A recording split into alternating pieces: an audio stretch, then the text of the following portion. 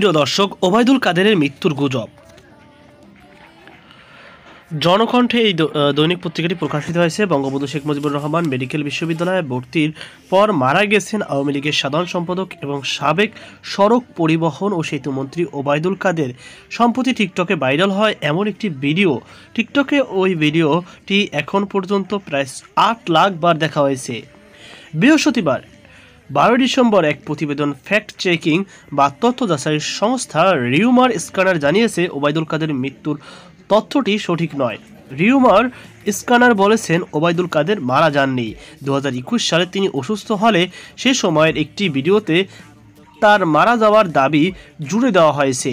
এ বিষয়ে অনুসন্ধানে দেশের বাইরে কোনো সংবাদ মাধ্যম কিংবা সংশ্লিষ্ট নির্ভরযোগ্য কোনো সূত্রে ওবায়দুল কাদেরের মৃত্যুর বিষয়ে কোনো তথ্য পাওয়া যায়নি।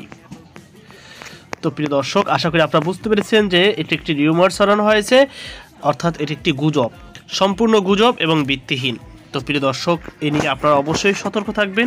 কোনো কিছু দেখার আগে অবশ্যই ভাববেন, চিন্তা করবেন, তারপর এটি বিশ্বাস করবেন। তো এই ছিল আমাদের সর্বশেষ আপডেট। সকল বার্তা সুস্থ থাকবেন। আজকে পর্যন্ত আল্লাহ হাফেজ।